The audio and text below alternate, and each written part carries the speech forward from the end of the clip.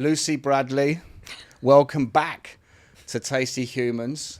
Here, Media One Hotel Dubai is leading business, lifestyle, and entertainment property. So we're doing this again, and I won't steer too much into why we're doing it again. I think that's something we'll let people know in due course. But anyone that saw your Instagram on Monday and saw it today will see that we're wearing different clothes. And we are. And we've returned to the studio.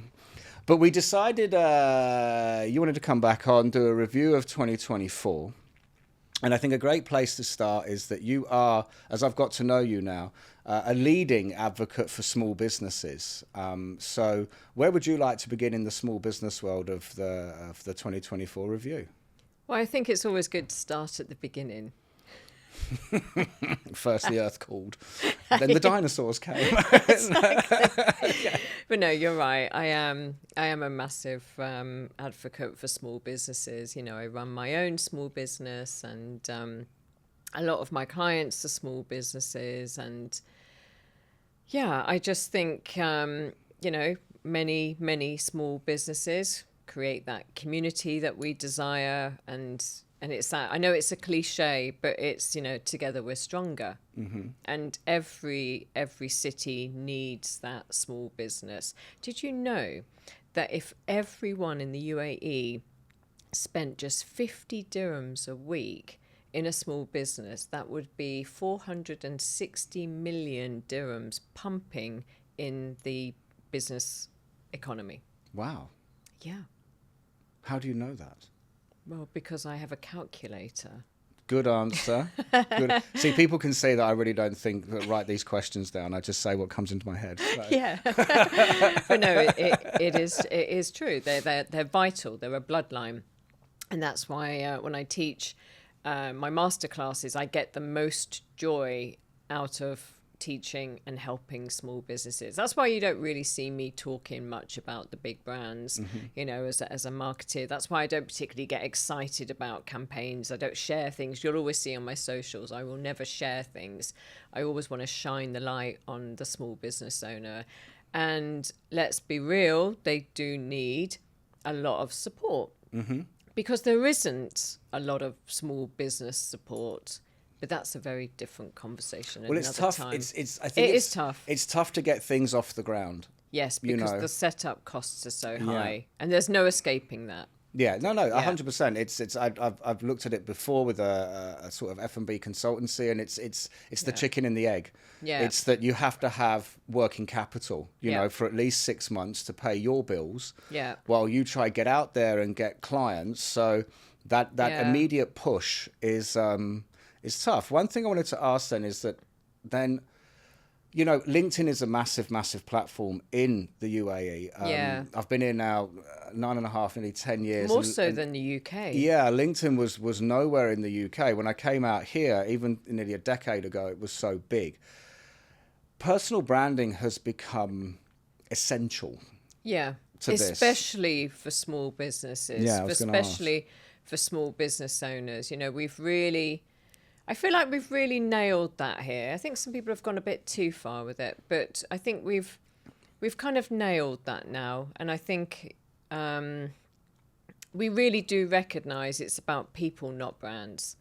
And now there's a face to the brand. Now there's a personality to that brand, that small business. There's a voice there, and there's somebody that we can relate to and that we're interested in. I know when I post on my own, I'm really active on LinkedIn.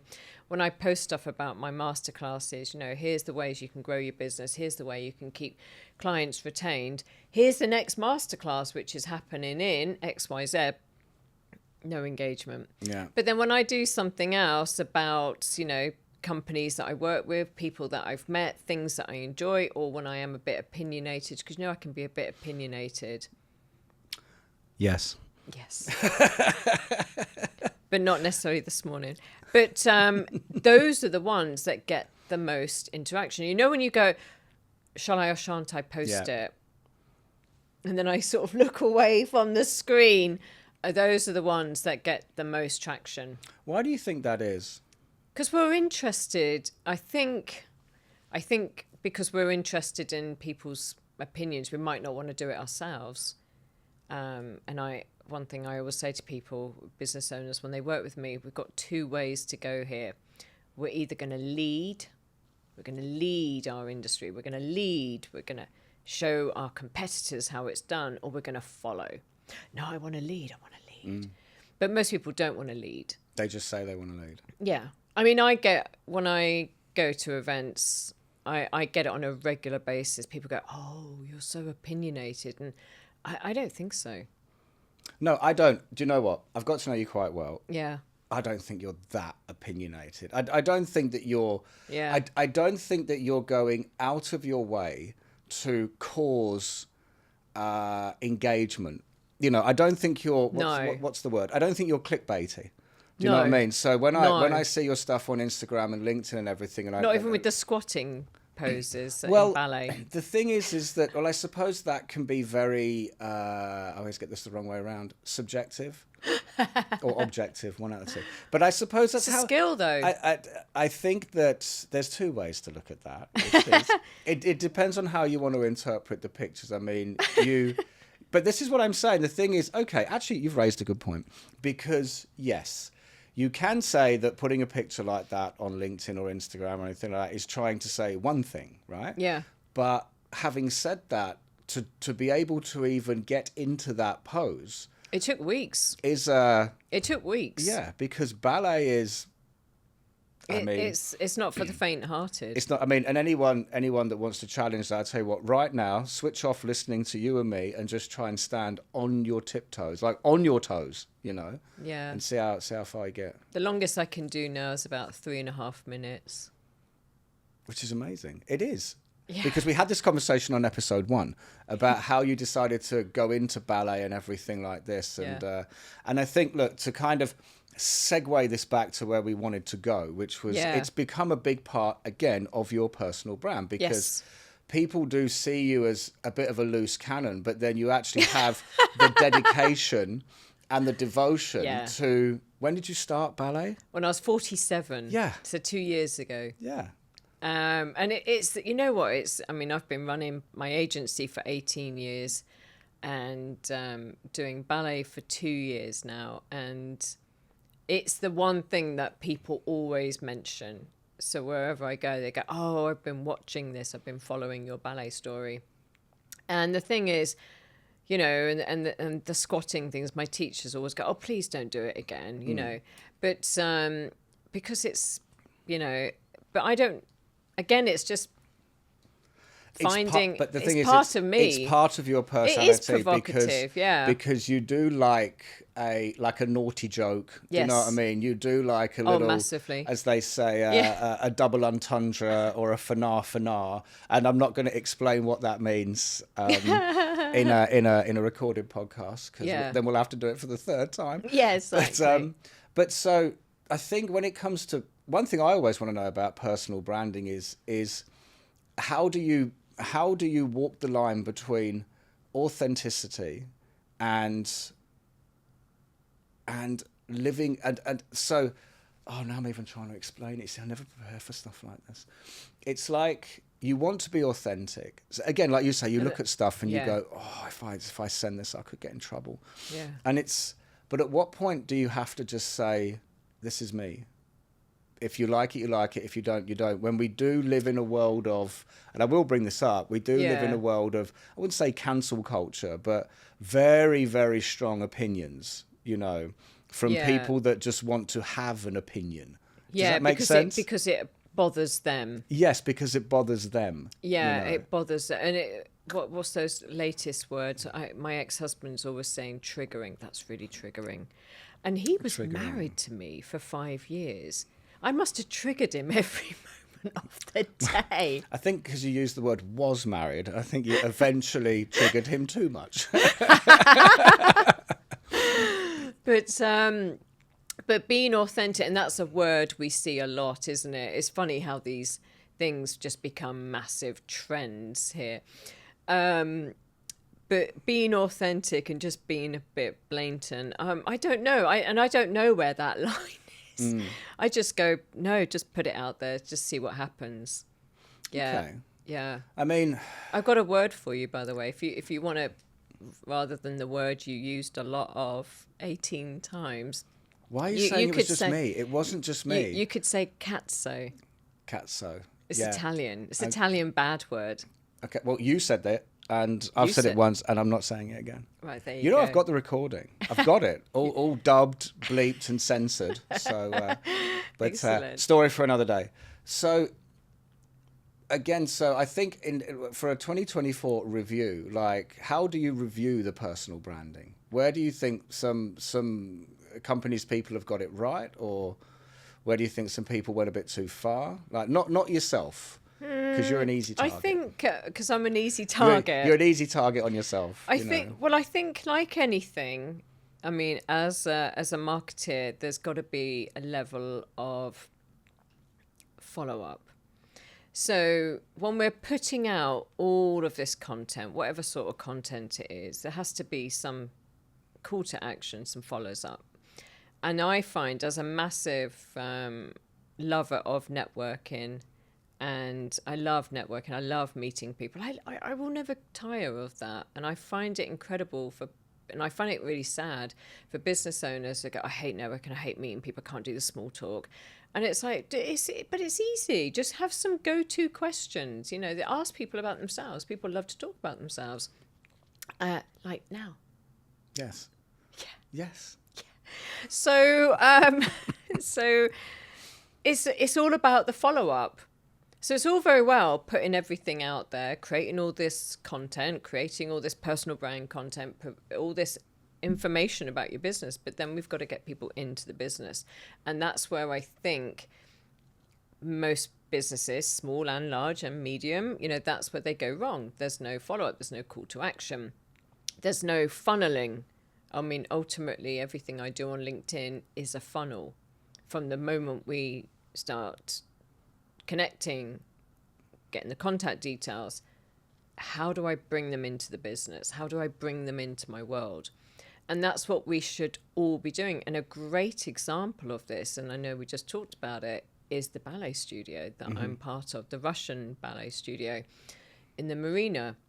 And once upon a time, passive scrolling, and we're all guilty of this one night, and ballet, adult class, I'd love to do that.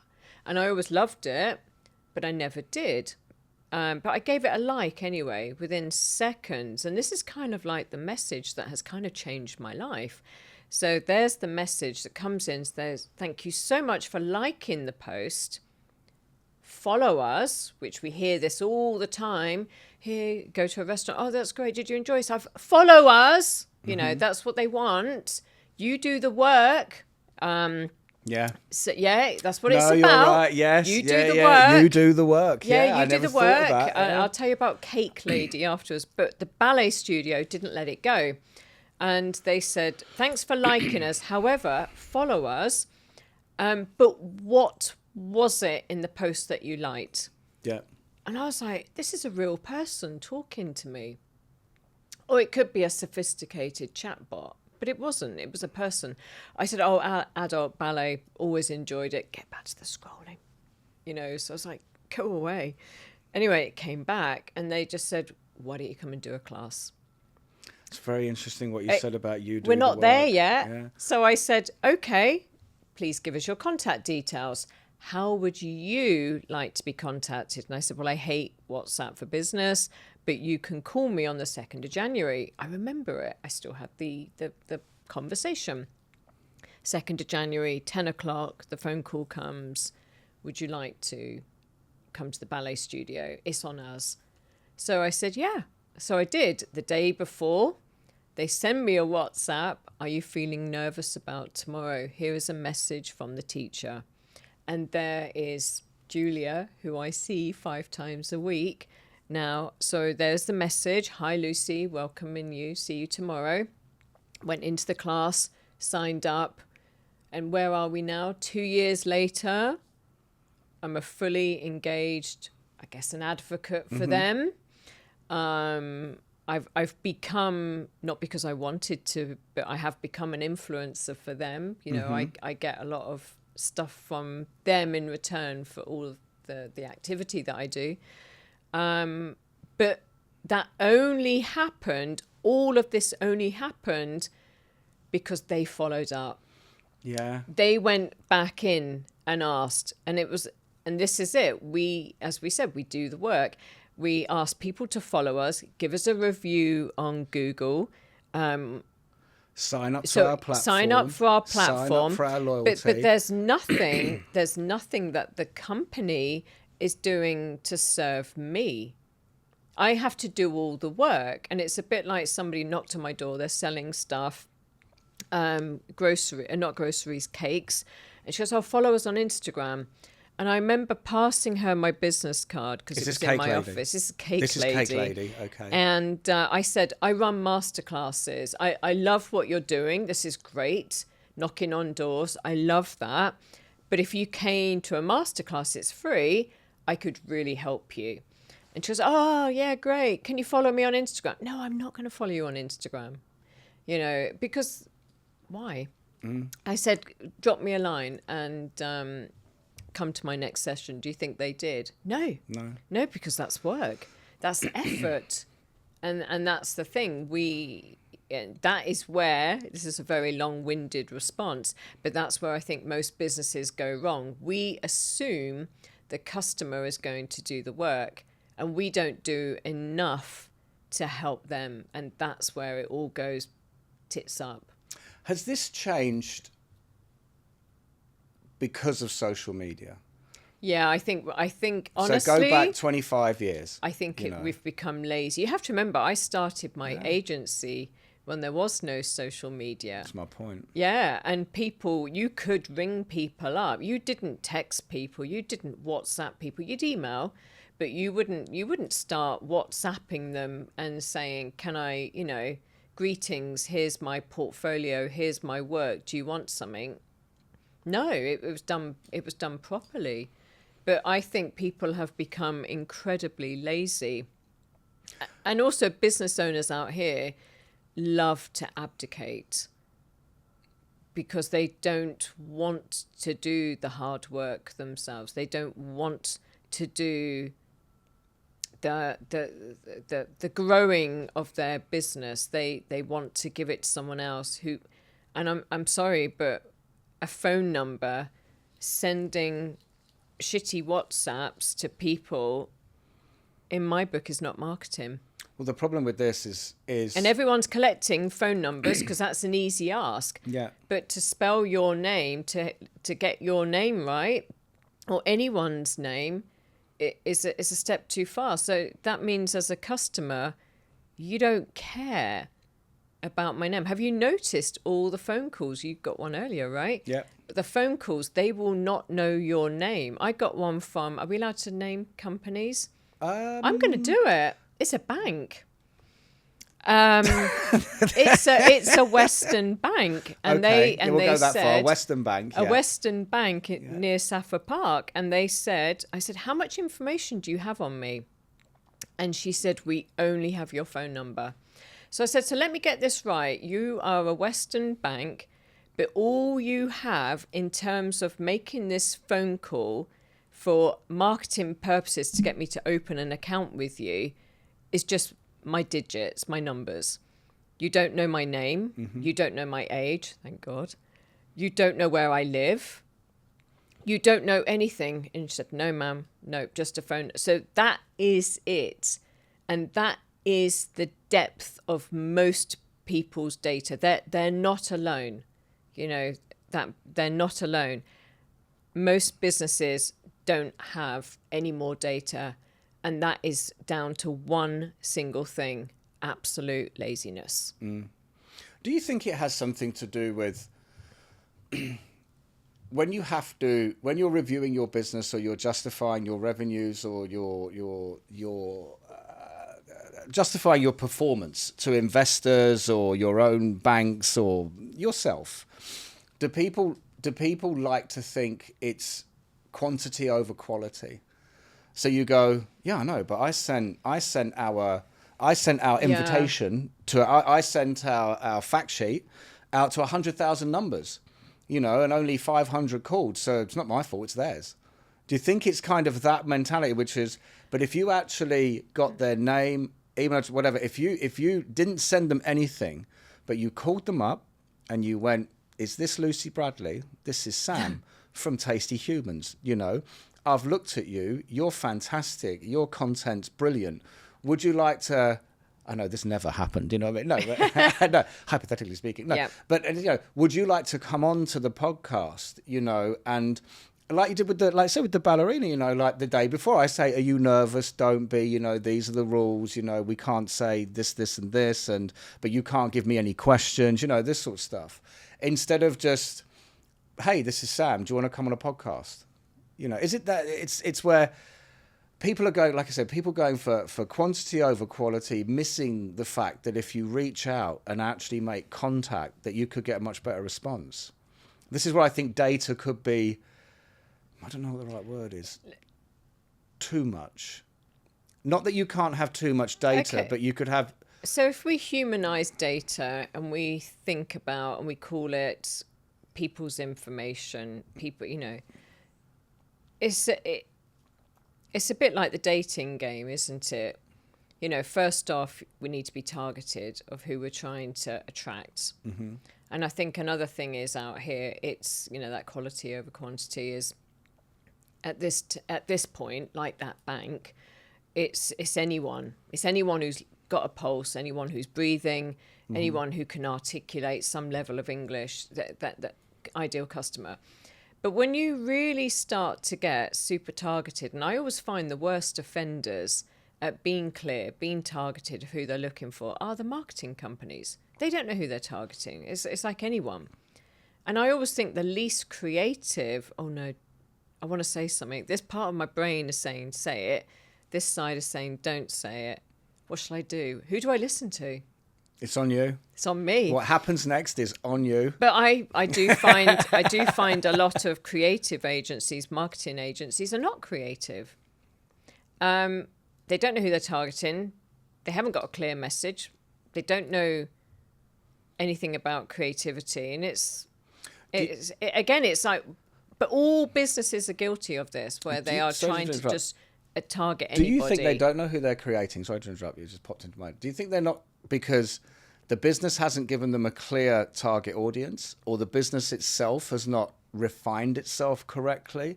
And so the marketing agency that essentially is shopping around for the normal, any business. the normal, you know, Yeah. 14 to 18,000 dirhams a down... month, 3 posts, 5 stories, yeah, stuff like this. Do you think that the business has to really give them the real core so they can go and understand who they're talking to? Or do you think businesses, because I've seen this, have I ever done this myself? I think I'm guilty of this, which is where you get a marketing agency and you go, oh, go on then. Yeah. You know, why am I going to pay you and tell you? You're always you know? grouping your questions together, and I get so disorientated. Sorry. But do you think businesses don't give enough content? I think there's a lack of direction at the top, and so there's no captain of the ship. I'm going to see a ship tomorrow, actually. Very excited about Which that. one? I'm going to see the Vespucci. What is that? It's an Italian sailing boat. It's over 100 years old. Oh, wow. Yeah, friends with one of the crew members. Yes, he said don't wear heels. Because you might trip on the thing to get onto the ship. Anyway. Brilliant. Yeah, I know. I know. I like having friends with uniforms. But anyway, I think it's lack of leadership. Mm-hmm. I think a lack of vision. And then I think, what was the other question you were asking me? So it's whether or not the businesses give enough sort of culture concept to the marketing agency, or do we just sit back and go, you're the agency? Well, no, I think it is that still, it's that really laborious mentality of customer, just any customers, more customers. That's why we abandon our customers when we get them. That's why, remember we talked about this in the last session. You know, people do session. Yes. In our many sessions. Tell me about marketing. Yeah, but that's why we spend so much efforts in like social and things like that, trying to attract new clients, we abandon the ones we've got and we don't stay in touch with those. So if we then let them fall out of the business, as I call it in my sessions, a leaky bucket. So you're always having to keep finding new clients to come into the business. I'm a bit like an Italian, aren't I? Because I'm using my hands all the time. But yeah, so you're not keeping in touch with those ones. So you've got new ones. You're having to keep finding new clients to come into the business. So it's that. Yeah, so you never really kind of stop and focus and go, well, hang on a minute, we don't need to keep spending our efforts here. We just need to look after the ones we've got. And that's where I would say most businesses really do kind of go wrong here. They don't know how to stay in touch. I use Christmas as a great example. You know, how do you show love at Christmas? Do you send things out? Do you send a message? Do you send a season's greetings? All of these things to our customers. I mean, I find out here a lot of businesses send more of those, you know, those like big obituaries and things like that. Or they send things, celebrations of things that they don't even celebrate. But I think they should be celebrating their clients. Thank you for being with me all this time. Thank you for spending with us. Thank you for returning back to us. Thank you for just being our client. I don't see any of that here. And I think every Christmas I always say, right, where have I spent money?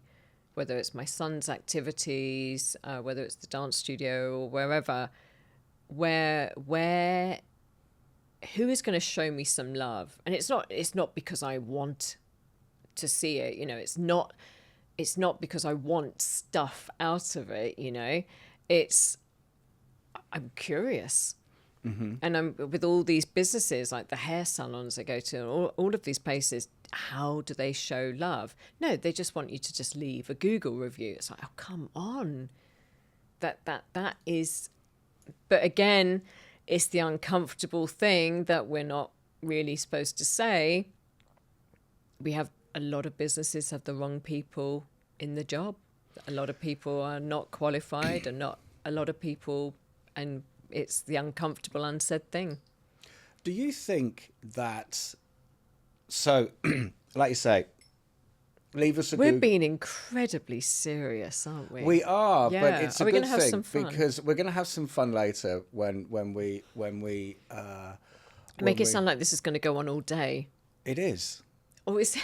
Did you not know this? I might need a toilet This break. is the first. This is no, you're just going to have to go. This is the first ever 4-hour Tasty Humans. 4 hours. That's it. We're gonna make Joe Rogan and Donald Trump look like a 5-minute trailer. Yeah. But so the thing Brilliant. is, no, I wanted to ask. So, do you think it's sort of almost? I'm quite warm now, so I can take my jacket off. Do you think it's become where it's leave us a Google review, follow us, like us, because that's where we all go as a consumer first to see if there's any value in going there and spending our money? Really? I don't do that. Well, I think a lot of people do, where it's like, I mean, maybe I'm in the restaurant hotel sort of game, so therefore everyone goes on TripAdvisor, you know, and it's where do they sit on TripAdvisor? Let's read all the comments and everything like this. And Yeah. and it's where do we care more about what's being said about us online than what's actually being said about us? So when you have influencers, for instance, which we will get to. Do you mean scroungers? I mean, what makes you say that? You know what I mean? Well, I mean, aren't, maybe in this part of the world, but aren't influencers here kind of like escorts, but just with fancier phones? I think because I'm thrown a lot of influencers when it comes to my line of work. Yeah. My main line of work, to be honest with you. You know, Yeah. I've been around the influencer culture for a decade, and there's a lot of I have differing opinions in the sense of, do I want somebody that's got 2 million followers to come into, let's say, Garden on 8, eat the burger, which is lovely, by the way, you know what I mean, but and then go and post a picture of it, but it's like it's a blanket coverage. And I'm going, oh, 2 million people. We haven't hit 2 million people. Or do I want the person that lives in Dubai Marina that's got 1,000 followers that I might look and go, then he got 1,000 followers, why would I give them a free burger? And it's like, well, at the price that we actually pay, as per the price that we actually that it costs us, if that person posts that burger and 10 people from the marina go, oh, forgot about that place, and they walk over, and I don't even know any of this has happened, but it's cost me the cost price of the burger, it's worth every penny. God, what a narcissistic world we live in, right? So this is, I think, is a strange way I look at influencers, which is, it's hard to tell who has the real value. Because some of them are terrible. There's no doubt about that. Again, I'm happy to say it. Some of them are just, no. Yeah. Scroungers. I know when I did marketing for a kids' adventure park here, and people would approach us and say, could we get free passes and we'll post on our Instagram? And I said, I dread to think what you're going to post, given that you can't even spell. And, you know, I said, when you learn to write properly, then I'm definitely happy to have a conversation. But you know what I'm going to say next.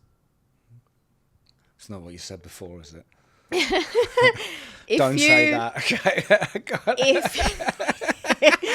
If you, I'm going to have to release it, aren't I? I'm going to have to release version 1. If you were keeping in touch with your customers and you had their data and you stayed in touch and you built relationships with them, would there be any need? Because the truth is, I don't think in this part of the world, I don't think, I don't know. I struggle with the influencer kind of culture for certain things. I know when I've had clients, I just don't think it makes that much difference. I think there is more value and time. And again, this is the abdication. If you spent more time nurturing and building those relationships with those customers that you already have and got them to come in and eat another burger again and again and again and again, we wouldn't need to worry about the person in the marina or the one with the 2 million. We that wouldn't be happening. And I know for small businesses, it's very different. And I know the conversations I've had with them, and they all go, I know you're going to roll your eyes, Lucy, I know.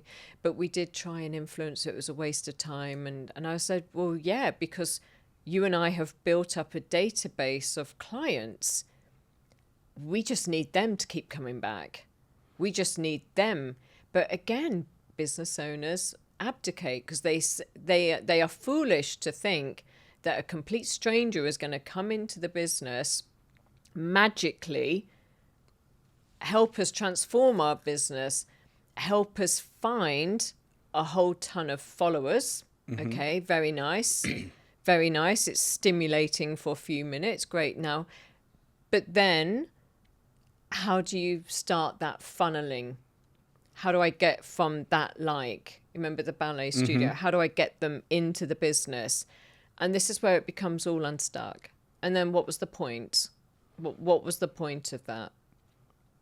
And most of the time, it's a waste of time. So what do you think? What do you think it takes to be a good influencer? Because it's become almost like a career. Okay. You know, people say, I want to be an influencer. All right, and it's like, okay, so in your world, from the last 30 years of seeing this transition... You make me sound old. You're not old at all. You've already told everyone how old you are with the ballet stories. So yeah. You've dug your hole there. But so what does it take now to be a good one? I will always stand by that your best influencers are your paying customers. And if they can influence and help you grow, is going to be far better time spent. So, for example, the ballet studio. I didn't set out on my ballet journey to get free stuff. I didn't set out to go, oh, what's in it for me? I had a very clear goal. And now they go, oh, you're our biggest advocate. Great. That's very nice. That's very flattering. And because of all these things you do, you're constantly posting. I mean, I'm there 5 times a week now. So do you think you're more of a brand ambassador? Yes. Than an influencer? I think that would be, or a brand champion. Yeah. I think they are better ways of putting it than an influencer. Influencers, as I said, I sort of think they're kind of escorts turned, influencers. I have a very different warped view, but a brand yes, I'm happy to say I'm a brand champion for the dance studio. And I think a lot of people would rather be ambassadors. I think it's because it's authentic, it's genuine. Because you actually feel it. They feel it. They spend money. Yeah. They go back again and again and again and again. So I think that is a great tip for a 24 review into 25 is look for brand ambassadors over influencers. Yeah, if they're actually going to spend money with you, care. they actually like you. Influencers do not care. If you go out of business, they don't care. They don't care. No. And most of the time, as I said, it's a waste of time. Okay. So another buzzword that's really come to the surface in 2024 is collaborating. Oh, I have a lot of thoughts on that. I know you do. That's why I said it. That's why I said it. You know what I mean? It's funny. Well, again, collaboration. I've seen this a lot, and I had somebody message me. They sent me an email, and it said collaboration opportunity, and I was like, "Oh, got me excited there." So could we have a Zoom call? Yeah. Okay, great. Let's have a Zoom call. And I said, I've got some very clear thoughts what collaboration means in my world. Curious what it means in your world. And it was, a very nice Russian lady. And I said, sorry, do we know each other? And she said, yes, I've got your business card. We met at a networking event. I didn't remember her. So she obviously didn't make that much of an impression on me. But they give a business card. I gave a business card, but over a QR code. Yeah. We'll park that. Park that, yeah, because I've got strong views on that. You've got strong. I've got very views strong on views that. on I've that. got very strong views. Yeah. So anyway, we had but mine will be stronger. Like my strong legs. I don't know how to respond. Yeah. I was told the other day they were very strong. Anyway, very good.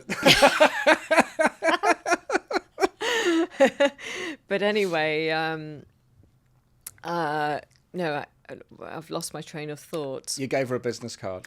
Yes. So we had a Zoom call, and she said, so we have a product. I can't remember what it was. I want to say it was something tactile, something furry. I can't remember. And she said, if you bring us a customer, you get 10% of the sales and blah, blah, blah. And I said, right, I'm going to stop you right there. Do you actually know what I do for a living? And she said, no, not really. I said, but you have my card. Yeah. So I'm a marketeer. Yeah. Okay. But you want me to bring customers to you, and then I get 10%. Sorry, where's the benefit to me? Well, you get 10%. And I said, sorry, do you know I've been running my agency for 18 years? And I help clients and and all of this. Do you know any of that? Did you even bother to look on my website of what I do and who I am? And she said, no. So I said, so you just randomly wrote an email? And she said, yeah, because you said you've lived here for a long time, so I figured you knew lots of people. Now, that is not collaboration. And it really pissed me off because it was 20 minutes of my time that was just wasted. That is not collaboration.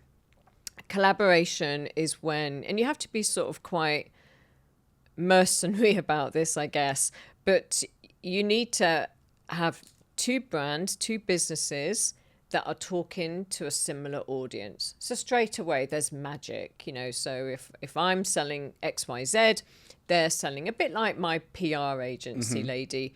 So she sells PR, I sell marketing, and we're talking to a similar audience. If you need marketing, chances are you need PR. So that is a collaboration. That's the basis. So we've got an audience interested, most likely. And then using data So you would introduce them to your brand, your audience, because then it carries more weight, and vice versa. That is how collaboration works.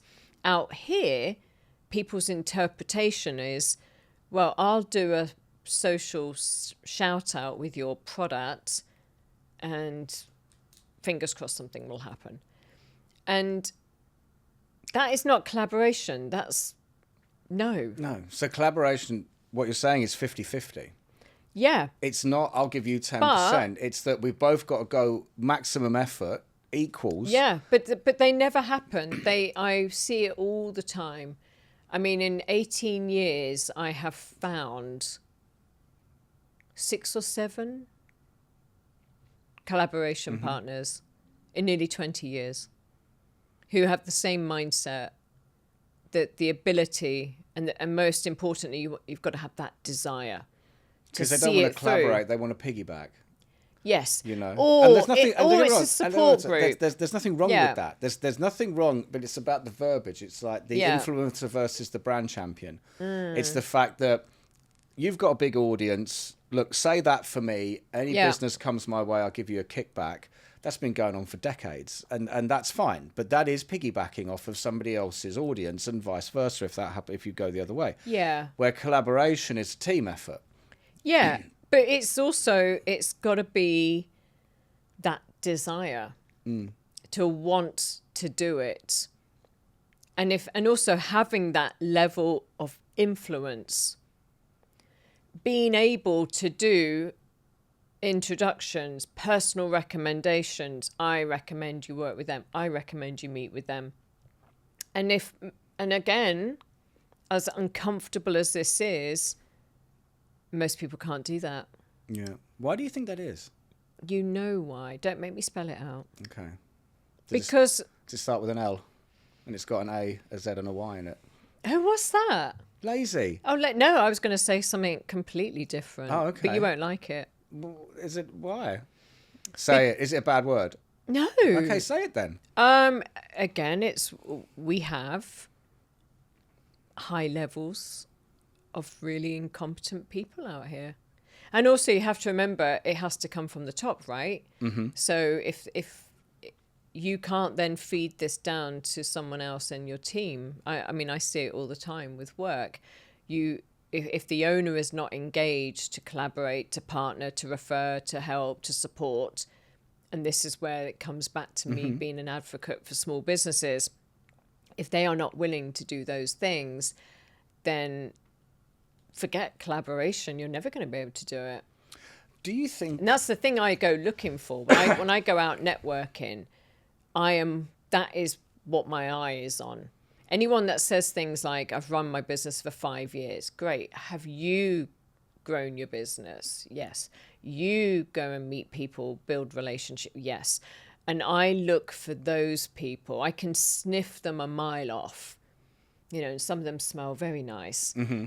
But... the Italians. Yeah.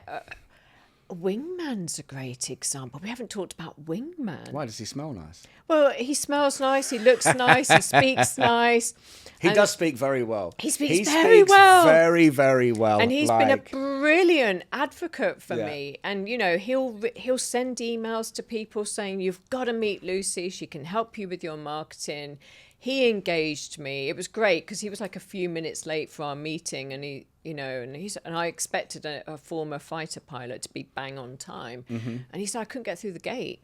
But anyway, I let him off, and he hired me to do his marketing.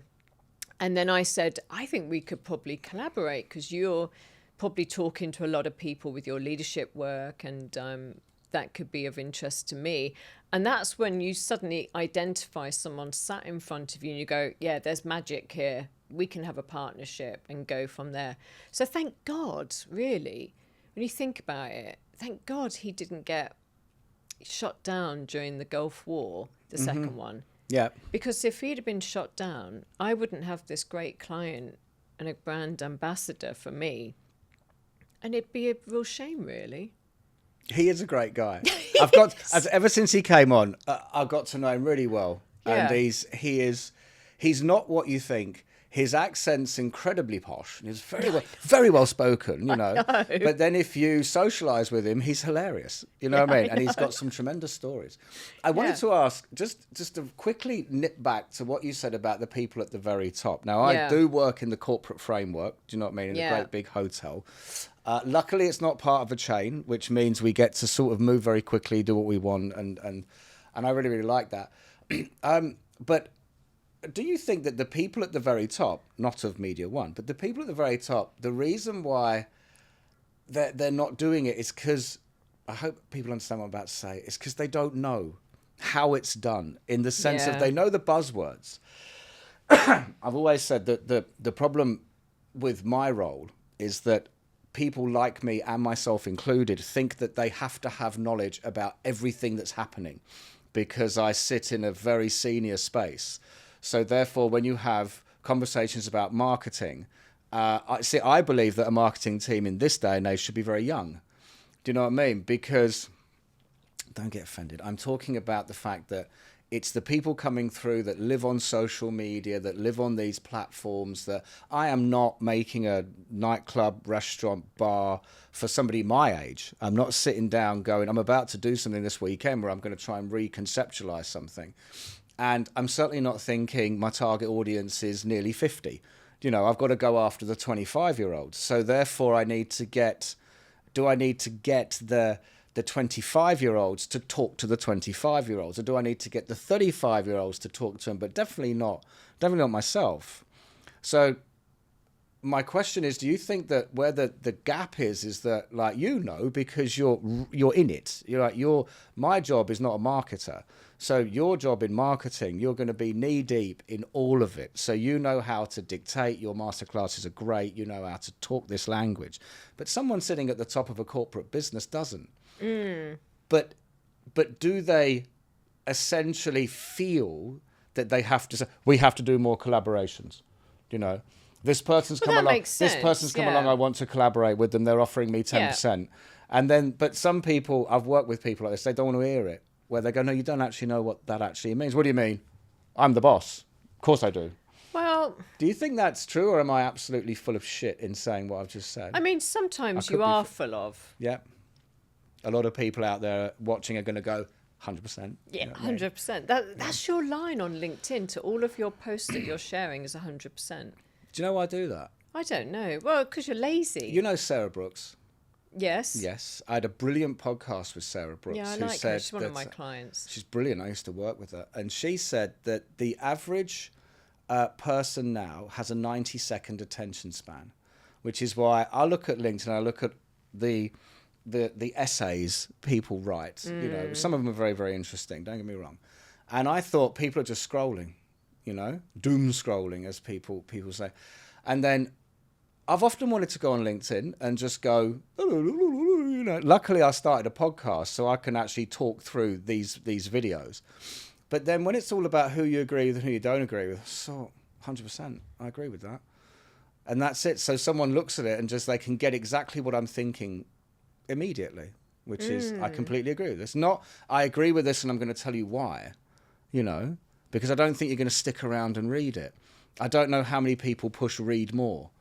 Do you know what I mean? Yeah, and then it's the first line. And then when it goes, then when they go read more and it goes, like that. And I go, oh, I ain't got time for that. Do you know what I mean? I'm on the toilet. You know, I need to get onto Instagram in a minute and then YouTube and see what happened in the world of movies, football and MMA and God knows what else. I'm so glad you went on that segue because now I don't have to answer your question.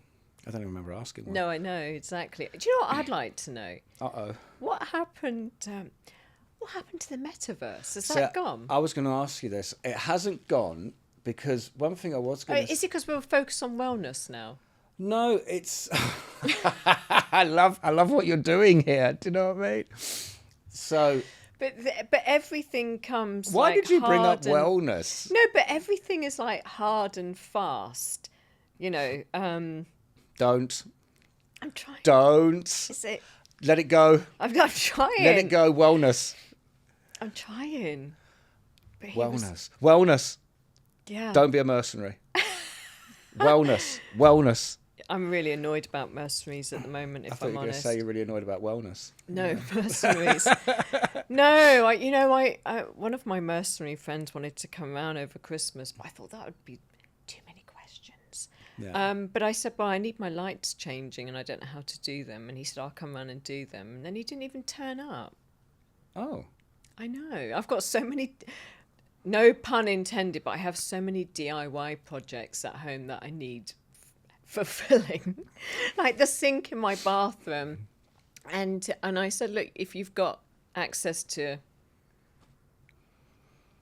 weapons, you must have some tools you must have a spanner to help me screwdriver. with my lights and my sink and all of my other things. You are And terrible. There's going to be Anyway. I'm sorry, there's going to be a handful of people out there that are going to know exactly what you're doing. no, I'm not. I'm not going to say it. I'm not saying I'm it. being serious. Monday I would have said it, but I'm not saying it. But I'm serious. It's I've got all fucking these terrible. jobs that Terrible. need doing. Anyway, no, but every time but when I phone the maintenance company, I'm either in a queue Stop. or Stop they're now. closed. Stop now. You know what I mean? Anyway, Wellness. No, so why is it everything is like, it comes in like, suddenly we all get obsessed collectively on the metaverse. Then we got obsessed with sustainability. Suddenly everything was about sustainability. And most people can't live by that anyway. And it's also not sustainable. But Anthea's going to have a chat with you when she hears Oh, this. You're in big she trouble. won't. You're in big trouble now. Edit it No, out. Edit it out. no. And suddenly now it's wellness. I think we need to if we nail the problem of the lack of common sense in this part of the world, I think we're halfway there to wellness. But it's the whole world. It's the whole world. Listen, it's because I hear what you're saying, but I would sort of push back on I'd push on a couple of things, which is the first thing is since the dawn of time, it's all been about trends, fashion trends, housing trends, music trends, movie trends.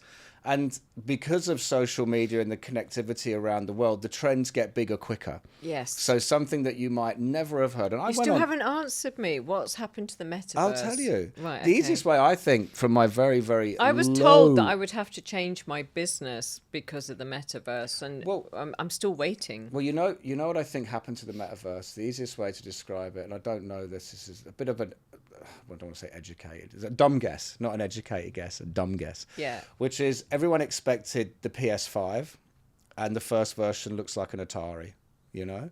So everyone, I think, is waiting for, because I know they're still working on it, and it's still there, but... working on the Atari or working on the metaverse? On the metaverse. Right. In order, so when you put the goggles on, like, I see you, not just the... I think the graphics were terrible. I think this is what actually happened. It was released, and everybody went, not yet, mate. Like, this needs to look real, which is now what AI is doing, actually, with all of their video recreation. So it's still coming. 100%. And one thing I wanted to say to you, but we have to wear a headset.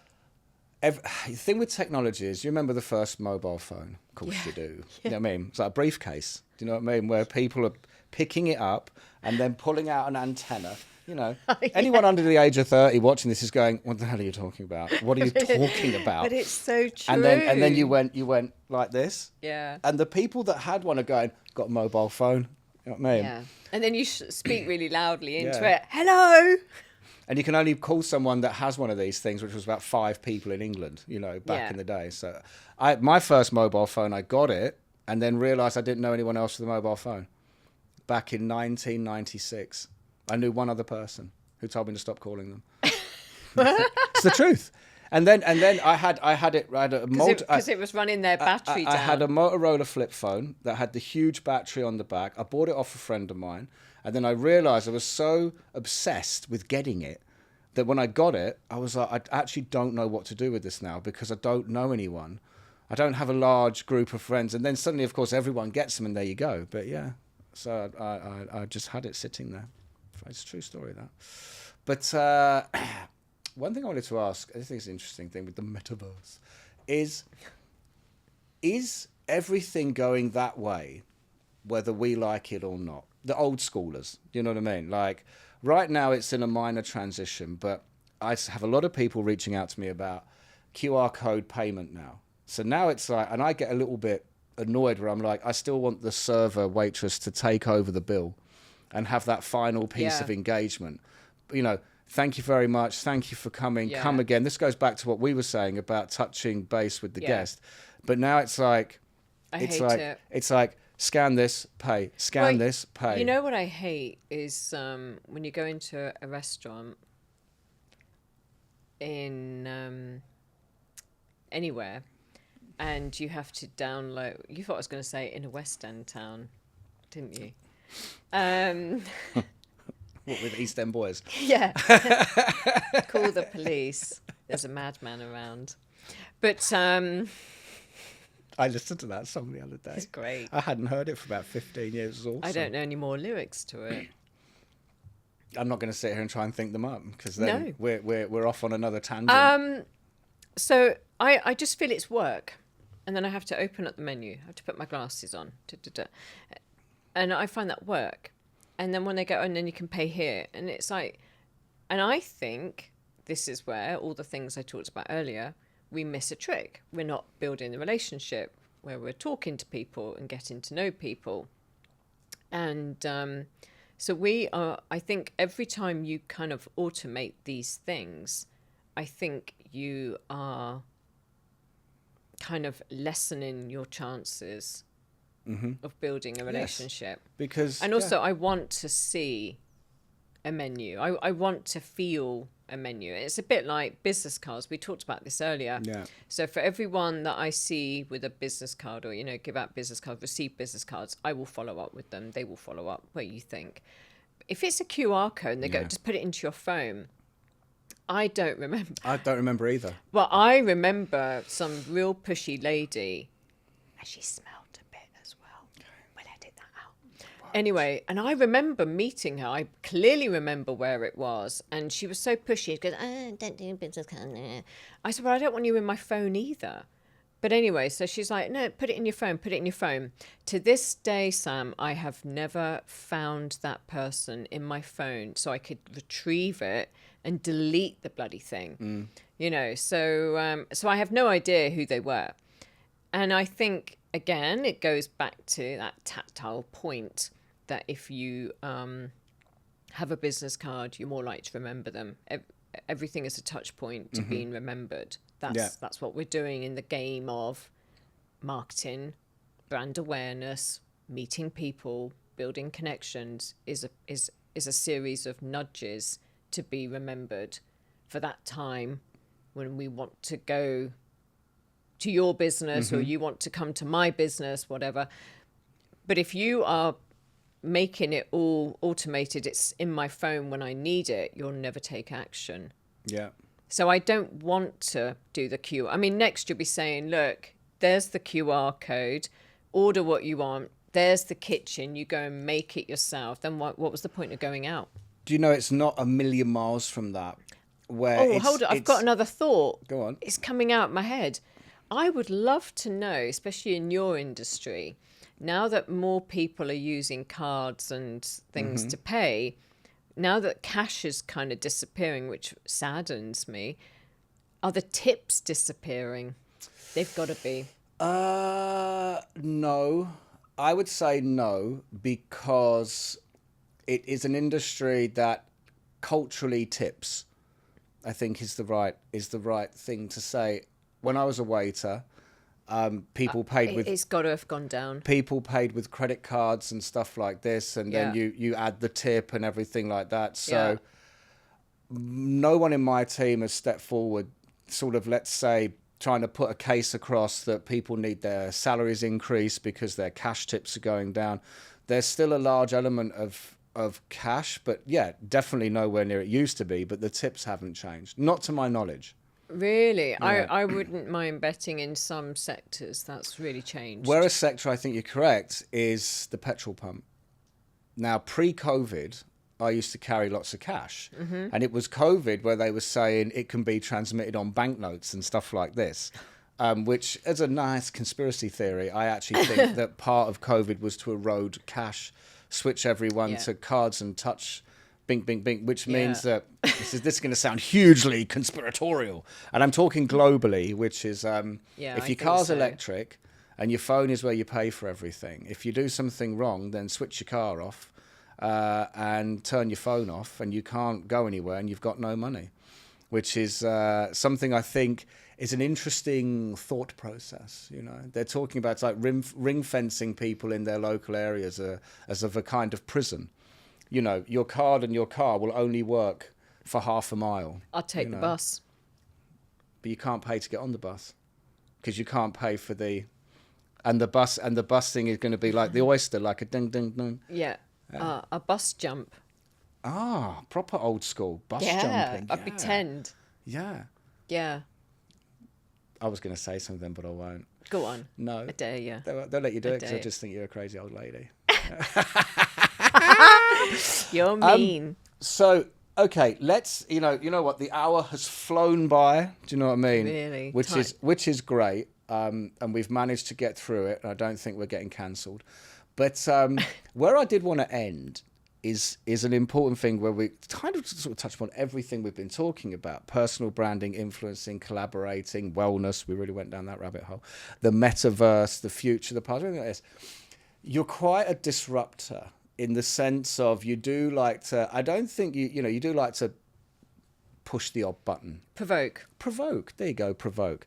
And I wanted to sort of ask you your opinion on why do you think it's a good thing to be different or to try and challenge or to try and be different? Like, what would be like a closing statement from you, which is kind of advice for people to step out Right. and take a chance? Okay, so have my business hat on, which I should have had on for the whole session.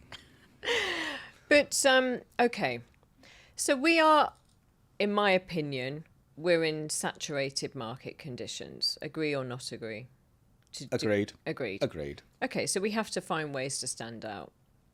So we are in a sea of sameness, and we are looking for somebody who does this, somebody who does that. So look at my industry, marketing, saturated as hell. So if you are going to choose a marketeer, someone to grow your business, say you are opening a new business and you are the business owner, and you are looking for a business marketing company to help grow your business, in a sea of sameness, but there's one person who believes they're leading their way, they're opinionated, they have a clear brand, they have a clear message, they have a clear design. Everything they do in their brand is distinct. You go, oh, you know who that is? That's the brand commander who wears the hat, who has this kind of military thing going on and is very clear and very outspoken. And then they have this other side of their personality, and suddenly you feel you know me. Who would you choose to help you grow your brand, find your voice, find the thing that makes you stand out to your audience? Who would you choose?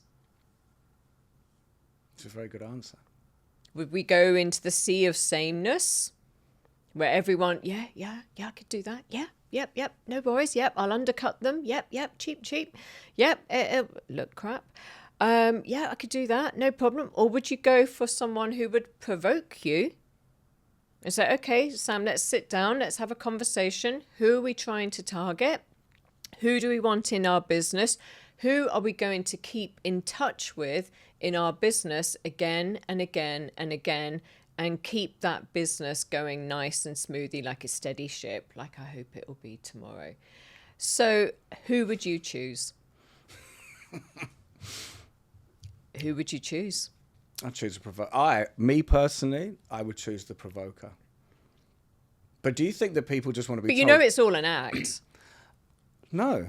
Of course. Of course it isn't. Of course. No, I'll tell you one thing. No. Like when I go to so when I go to networking events and I'm very heavily involved with the BCCD, the British Chamber of Commerce. It's my favourite business group. I go there and the chairman goes, oh, you always like to say provocative things. And I say, But you know why? Because in this sea of other business owners, somebody wants to stand out and be remembered. And that's me. But when I go home, I'm very quiet and very shy, and I can be very shy. But people go, no, that's not possible. But no, it is. Brand Commander is a persona. Brand Commander is the outspoken one. But Lucy, worries about things, cares about things. There you go. And we're going to leave that there. I think we should.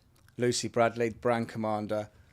We survived this time. Thank you so much for coming back. I think it was a great way to end the year, and for people to take some inspiration from us, especially from you, especially the ballet, which is very inspiring to do that. And the story, like I said, the one thing I think is the story about how you became their brand ambassador is fantastic. So thank you very much. Good luck to ya. Thanks. All right.